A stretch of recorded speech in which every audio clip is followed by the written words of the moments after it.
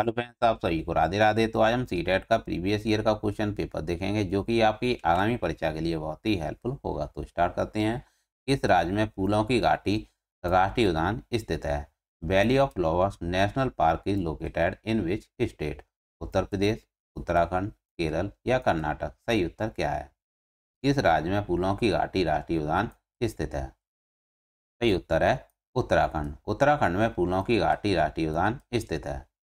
अगला प्रश्न है, मैं पतला सा पर छोटा हूँ, भूरा भी हूँ और काला भी हूँ। गरम घी और तेल में मैं खुशबू फैलाता हूँ। दही और जलजीरे में भून कर डाला जाता हूँ। सोचो सोचो कौन हूँ मैं? उपयुक्त पहेली में उल्लिखित मसाले को पहचानिए। हल्दी, दालचीनी, जीरा या लौंग? सही उत्तर क्या है? सही उत्तर है जीरा। जीरा इसका सही उत्तर है। अगला प्रश्न है, सीएनजी का मुख्य संगठक क्या है? Which is the major component of CNG? Ethane, propane, butane या मैथेन? सही उत्तर क्या है? सही उत्तर है मीथेन। मीथेन इसका सही उत्तर है।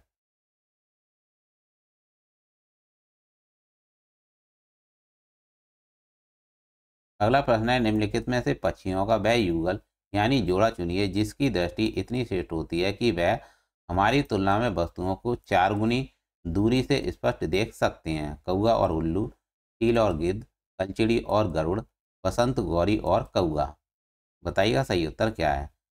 Select from the following a pair of birds having excellent sight and can distinctly see things from a distance 4 times as far as we can. सही उत्तर है चील और गिद्ध इसका सही उत्तर है। Kite and vulture. अगला प्रश्न है, निम्नलिखित में से मच्छरों द्वारा फैलने और होने वाले 2 रोगों के युगल यानी जोड़े को चुनिए। मलेरिया और डेंगू, हैजा और चिकनगुनिया, हैजा और मलेरिया, चिकनगुनिया और म्यादी बुखार? बताइएगा सही उत्तर क्या है? Select from the following a pair of disease caused spread by mosquito. इसका सही उत्तर है ऑप्शन पहला। ऑप्शन पहला इसका सही उत्तर है। मलेरिया और डेंगू मच्छर द्वारा फैलने वाले रोग हैं।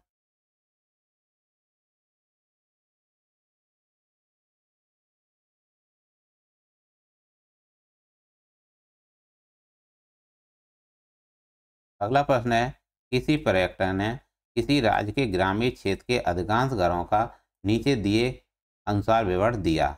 इस क्षेत्र में वर्षा बहुत कम होती है, मौसम सामान्यतः गर्म रहता है और लोग मिट्टी के घरों में रहते हैं।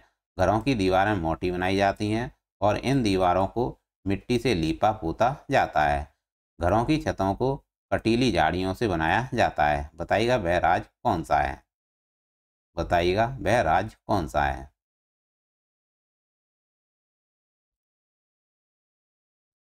मध्य प्रदेश, गुजरात, राजस्थान या झारखंड?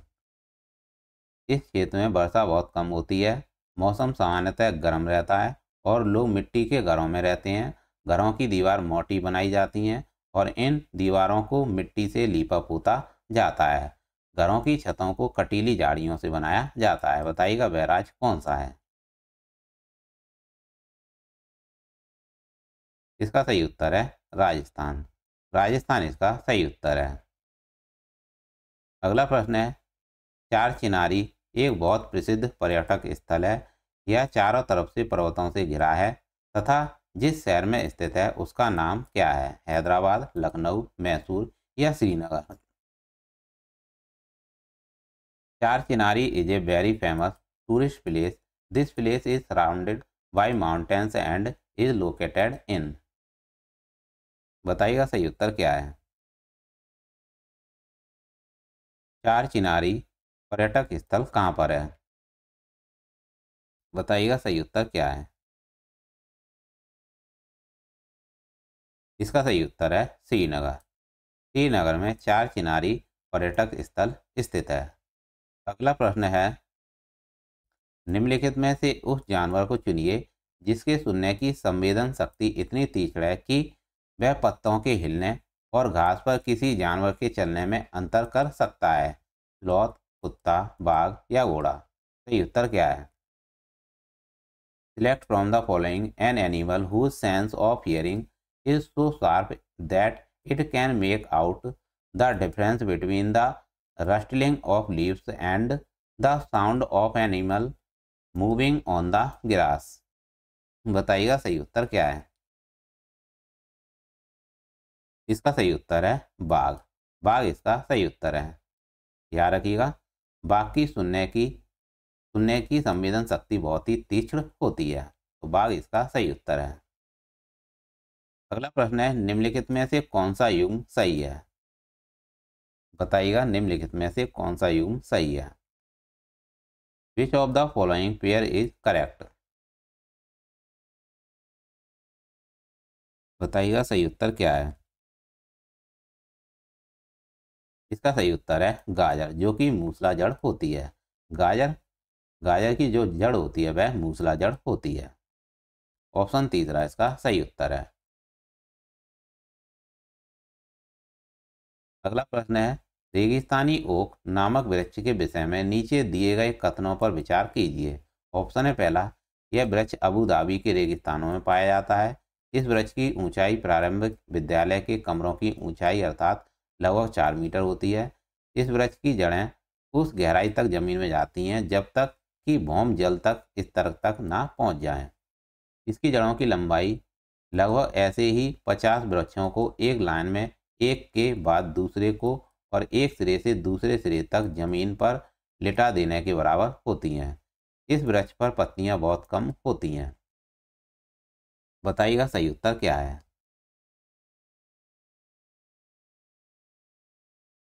बताइएगा इसका सही उत्तर क्या है?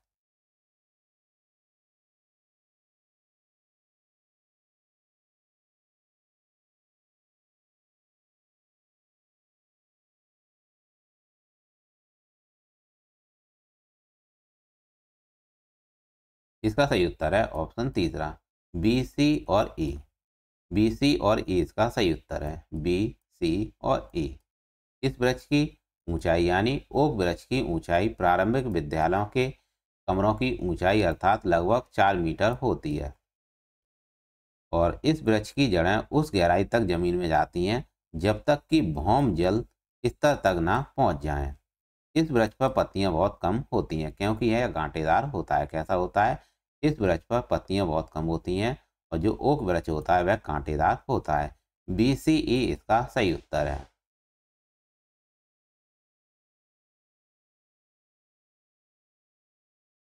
अगला प्रश्न है, निम्नलिखित में से किस राज्य यानी संघ शासित क्षेत्र के लोग सरसों के तेल में बनी मछली खाना पसंद करते हैं? कश्मीर, गोवा, लक्षद्वीप या पुदुचेरी?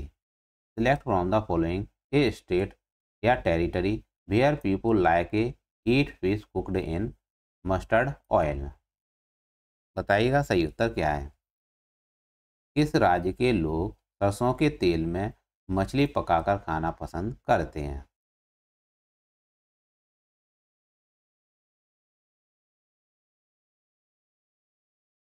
बताइएगा सही उत्तर क्या है? इसका सही उत्तर है कश्मीर। कश्मीर के लोग सरसों के तेल में मछली पकाकर खाना पसंद करते हैं। 75 का पहला ऑप्शन सही है। अगला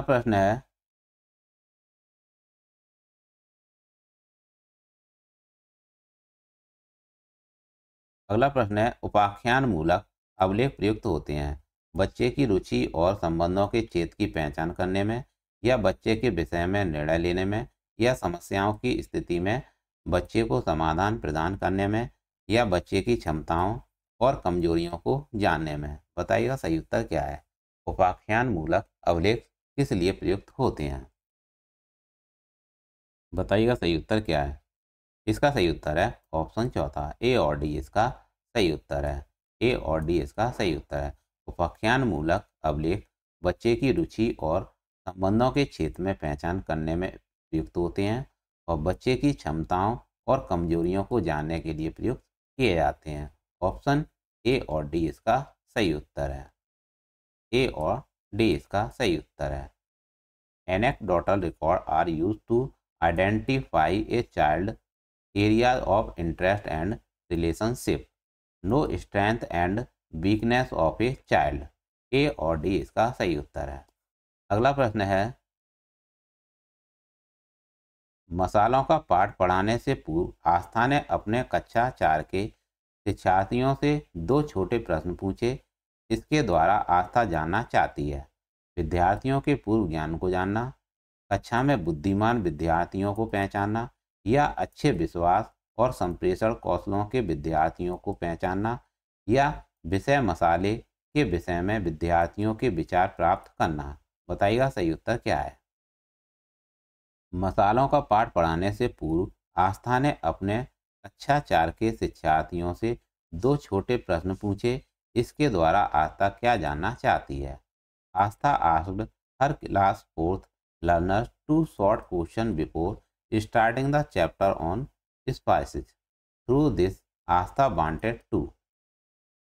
बताइएगा 77 का राइट आंसर क्या है।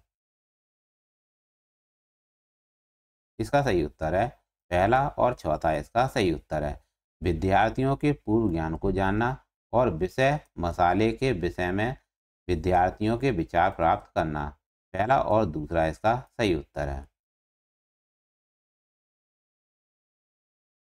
अगला प्रश्न है, माधवी अपनी कक्षा को क्षेत्र भ्रमण पर ले गई।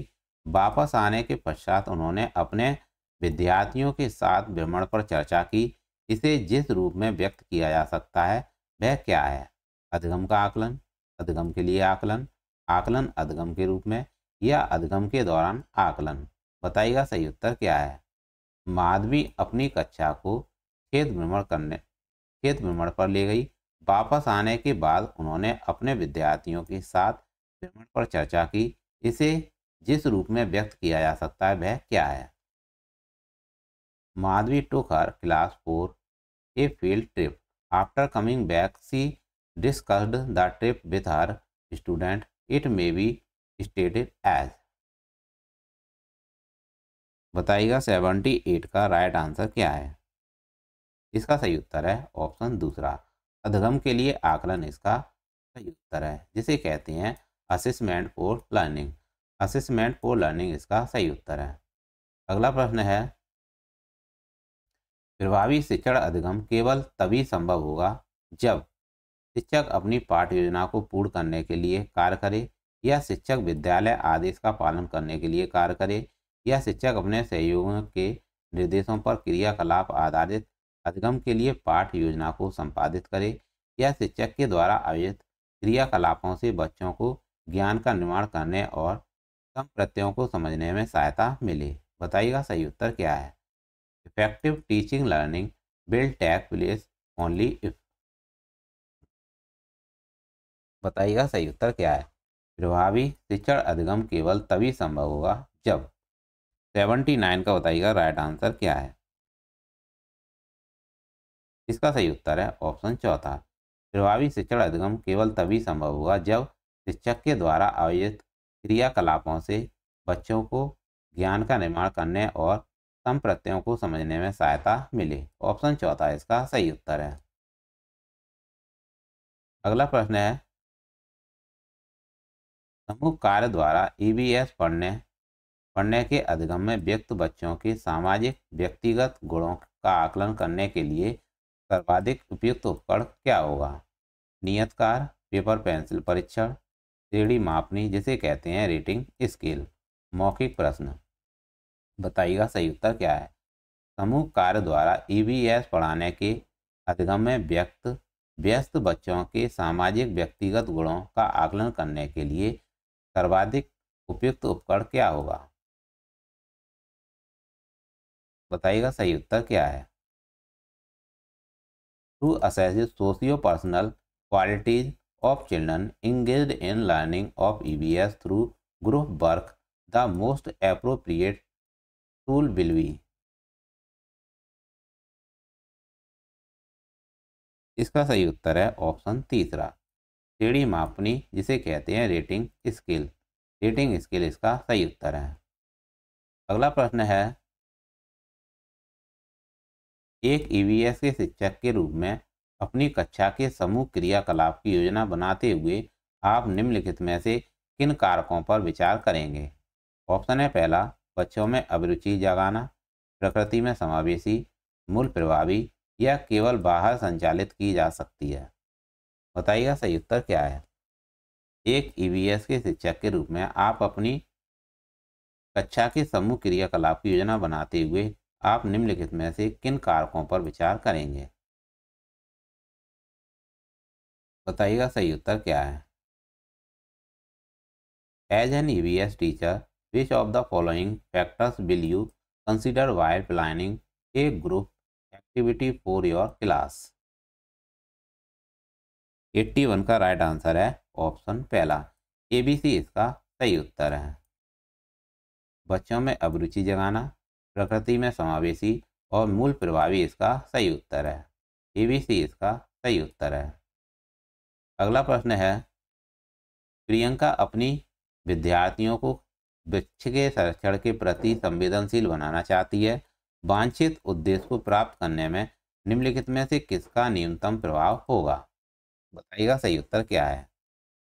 ऑप्शन है पहला, विद्यार्थियों को एक वृक्ष रोपने और उसकी देखभाल करने के लिए प्रेरित करना, या वन संरक्षण पर एक भूमिका निर्वहन आयोजित करना, या चिपको आंदोलन की कहानी सुनाना और प्रश्न पूछना, या लकड़ी के लट्ठों के भंडारों को दिखाने पर एक मिल की सैर पर जाना। बताइएगा सही उत्तर क्या है।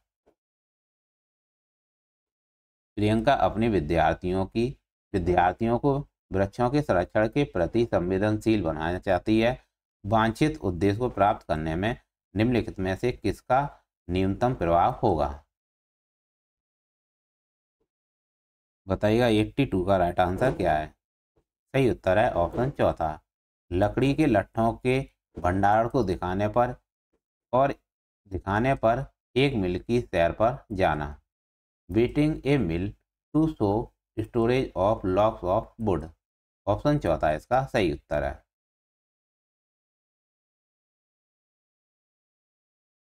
अगला प्रश्न है, ईवीएस के शिक्षण अधिगम में छात्र केंद्रित उपागम की निम्नलिखित में से पहचान कीजिए। निर्गुणसी शैली, अनुज्ञात्मक शैली, या समाकलित उपागम, या प्रक्रिया अभिमुख उपागम। बताइएगा सही उत्तर क्या है। ईवीएस के शिक्षण अधिगम में छात्र केंद्रित उपागमों की निम्नलिखित में से पहचान कीजिए। बताइएगा सही उत्तर क्या है। इसका सही उत्तर है ऑप्शन तीसरा, सी और डी इसका सही उत्तर है। ईवीएस के शिक्षण अधिगम में छात्र केंद्रित उपागम की पहचान है समाकलित उपागम और प्रक्रिया अभिमुख उपागम, जिसे कहते हैं इंटीग्रेटेड अप्रोच और प्रोसेस ओरिएंटेड अप्रोच। इसका सही उत्तर है। अगला प्रश्न है, हमारे डैश व्यवहार परक तंत्र का मूल एक भाग है। भावात्मक, संज्ञानात्मक, मनोगतिक, या भावात्मक और संज्ञानात्मक दोनों। बताइएगा सही उत्तर क्या है। हमारे डैश व्यवहार परक तंत्र का मूल एक भाग है। Values are part of our dash behavioural system. 84 का राइट आंसर क्या है। सही उत्तर है ऑप्शन पहला, भावात्मक इसका सही उत्तर है। हमारे भावात्मक व्यवहार परक तंत्र का मूल एक भाग है, जिसे कहते हैं अफेक्टिव। इसका सही उत्तर है। अगला प्रश्न है, ईवीएस प्रकृति की उत्तम व्याख्या की जा सकती है, किसके द्वारा की जा सकती है? यह कई विषयों को समाकलित करता है, या यह बाल केंद्रित है, यह अनुभवजन्य है, यह शिक्षण आधारित है। बताइएगा सही उत्तर क्या है। ईवीएस ईवीएस प्रकृति की उत्तम व्याख्या किससे की जा सकती है? 85 का राइट आंसर है पहला, एबीसी इसका सही उत्तर है। ए, बी और सी। ईवीएस प्रकृति की उत्तम व्याख्या, यह कई विषयों को समाकलित करता है, यह बाल केंद्रित होता है, यह अनुभवजन्य होता है। एबीसी इसका सही उत्तर है, जिसे कहते हैं it integrated several disciplines, it is child centred, it is experienced.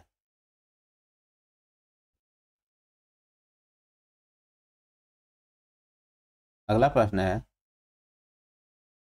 नीचे दिए गए शब्दों में से कम ऐसे 3 शब्दों यानी विकल्पों का चयन कीजिए जो पर्यावरण की व्याख्या करते हैं। ऑप्शन है पहला, वनस्पति जात और प्राणी जात, जैविक और अजैविक, सामाजिक और सांस्कृतिक, रचनात्मक एवं जिज्ञासु। बताइएगा सही उत्तर क्या है। नीचे दिए गए शब्दों में से कम ऐसे 3 शब्दों यानी विकल्पों का चयन कीजिए जो पर्यावरण की व्याख्या करते हैं। बताइएगा सही उत्तर क्या है। 86 का राइट आंसर है ऑप्शन दूसरा, ABC इसका सही उत्तर है। पर्यावरण की व्याख्या करते हैं वनस्पति जात और प्राणी जात, जैविक और अजैविक, सामाजिक एवं सांस्कृतिक, जो कि ये तीनों पर्यावरण की अच्छी तरह से व्याख्या करते हैं, जिसे कहते हैं flora and fauna, biotic and abiotic, social and cultural. इसका सही उत्तर है। अगला प्रश्न है, EVS के शिक्षण अधिगम प्रक्रम में कक्षा के बाहर वास्तविक जीवन के अनुभवों से कक्षा के अनुभवों को जोड़ना सर्वाधिक संकेत करता है। किसकी ओर संकेत करता है। पाठ्यचर्या के क्षेत्र से बाहर जाना, या विशिष्ट स्तर से बाहर जाना, या पाठ्य पुस्तकों से बाहर जाना, या विद्यार्थियों के स्तर के बाहर जाना। बताइएगा सही उत्तर क्या है। EVS के शिक्षण अधिगम प्रक्रम में कक्षा के बाहर वास्तविक जीवन के अनुभवों से कक्षा के अनुभवों को जोड़ना सर्वाधिक संकेत करता है। किसकी ओर संकेत करता है। 87 का राइट आंसर है ऑप्शन तीसरा, पाठ्य पुस्तकों से बाहर जाना इसका सही उत्तर है, जिसे कहते हैं going beyond the text books. अगला प्रश्न है, कक्षा 5 की EVS पाठ्य पुस्तक के कुछ पाठों में सर्वे और लिखो सम्मिलित किया गया है। इसका उद्देश्य क्या है। फिर दोबारा से समझ लीजिएगा। कक्षा 5 की EVS में पाठ्य पुस्तक के कुछ पाठों में सर्वे और लिखो सम्मिलित किया गया है। इसका उद्देश्य क्या है। बताइएगा सही उत्तर क्या है इसका। 88 का राइट आंसर क्या है। इसका सही उत्तर है ऑप्शन पहला ही इसका सही उत्तर है। विद्यार्थियों को खोजने एवं सीखने के अवसर देना, जो कि सर्वे और लिखो से संबंधित है, जिसे कहते हैं giving opportunities to student to explore and learn. Option पहला इसका सही उत्तर है। अगला प्रश्न है, निम्नलिखित में से कौन EVS की प्रभावशाली युक्ति है। विच of the following is an effective strategy of EVS। व्याख्यान, प्रायोगिक, भूमिका निर्वहन या प्रदर्शन। सही उत्तर क्या है। EVS की प्रभावशाली युक्ति कौन सी है। 89 का राइट आंसर क्या है। इसका सही उत्तर है दूसरा और तीसरा, प्रायोगिक और भूमिका निर्वहन इसका सही उत्तर है, जिसे कहते हैं practical and role play. Practical और रोल प्ले इसका सही उत्तर है। अगला प्रश्न है, नए विषय सीखने हेतु EVS के शिक्षण अधिगम के जिस उपागम में विभिन्न कौशलों का उपयोग होता है वह संप्रत्ययी उपागम, प्रक्रिया, समाकलित, क्रियाकलाप। बताइएगा सही उत्तर क्या है। The approach of teaching learning of EVS that user different skill to learn new things is. बताइएगा सही उत्तर क्या है। नए विषय सीखने हेतु EVS के शिक्षण अधिगम के जिस उपागम में विभिन्न कौशलों का उपयोग होता है वह क्या है। 90 का राइट आंसर बताइएगा क्या है।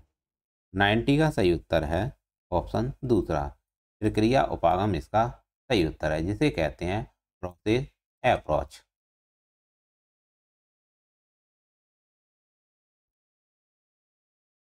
तो दोस्तों ये थे EVS के PYQ, जो कि आपकी आगामी परीक्षा के लिए बहुत ही हेल्पफुल होंगे। तो ऐसे ही PYQ आपके लिए लाते रहेंगे जब तक आपका एग्ज़ाम नहीं हो जाता। तो मिलते हैं नेक्स्ट क्लास में। प्लीज़ चैनल को लाइक और सब्सक्राइब जरूर करें। जब आपके लिए इतनी मेहनत करते हैं प्लीज़ चैनल को लाइक और सब्सक्राइब जरूर करें, इससे मोटिवेशन बढ़ता है। तो मिलते हैं नेक्स्ट क्लास में। Thanks for watching.